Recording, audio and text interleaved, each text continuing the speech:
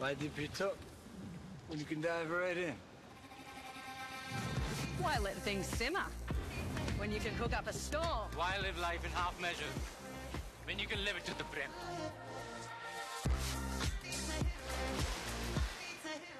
जळगाव जिल्ह्याचा तापमानाचा पारा पुन्हा घसरलेला आहे आणि तापमान हे 9 डिग्री सेल्सिअसवर आल्यामुळे जळगाव जिल्ह्यामध्ये थंडीची लाट आल्याचं पाहायला मिळतं आहे आणि त्यामुळे कुठेतरी जळगावमध्ये असेल या थंडीचा उपयोग करून घेण्यासाठी मॉर्निंग वॉक करणाऱ्यांची संख्या कुठेतरी वाढलेली आहे।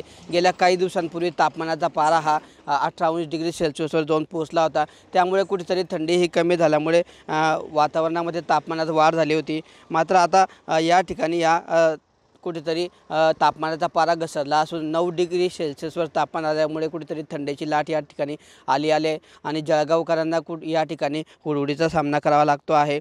जळगावचं तापमान हे आज 9 डिग्री सेल्सिअसवर आहे आणि कुठेतरी त्यामुळे थंडीचा जो आहे जळगावकरांना सामना करावा लागतो आहे। थंडीमध्ये वाढ झाल्यामुळे या ठिकाणी मॉर्निंग वॉक करणाऱ्यांची संख्या ही कुठेतरी वाढलेली आहे। आज थंडी पुन्हा वाढल्यामुळे या ठिकाणी मॉर्निंग वॉक करणारे या ठिकाणी एकत्र येऊन या ठिकाणी मॉर्निंग वॉक असेल किंवा कसरती करताना पाहायला मिळतं आहे। हिमाचल प्रदेश, काश्मीर किंवा उत्तराखंड राज्यामध्ये बर्फवृष्टीला सुरुवात झाल्यामुळे उत्तरेकडून येणाऱ्या थंड वाऱ्यांचं प्रमाण वाढणार आहे आणि त्यामुळेच कुठेतरी या ठिकाणी ही थंडीची लाट आल्याचं सांगितलं जातं आहे। जळगाव जिल्ह्यामध्ये विशेष करून महाराष्ट्राच्या उत्तरेकडील जिल्ह्यामध्ये रात्रीच्या तापमानामध्ये अजून चांगलीच घट होण्याचा अंदाज या ठिकाणी वर्तवण्यात येत आहे आणि त्यामुळे कुठेतरी या ठिकाणी एकंदरीतच जळगाव जिल्ह्यामध्ये थंडीची लाट आल्याचं पाहायला मिळतं आहे।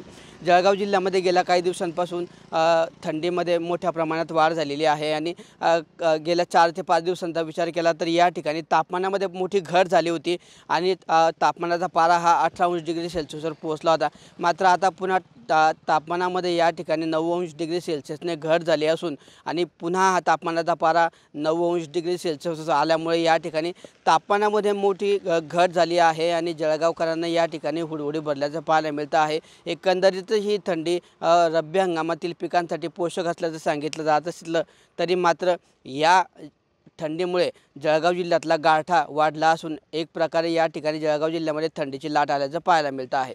Kishore Patil, TV9 Marathi, Jalgaon. Why dip it up when you can dive right in? Why let things simmer when you can cook up a storm? Why live life in half measures when you can live it to the brim?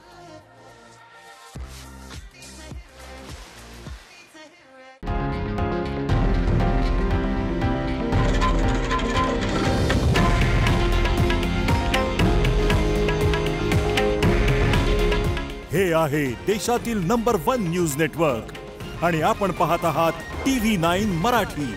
काळजी तुमची, हित महाराष्ट्राचं।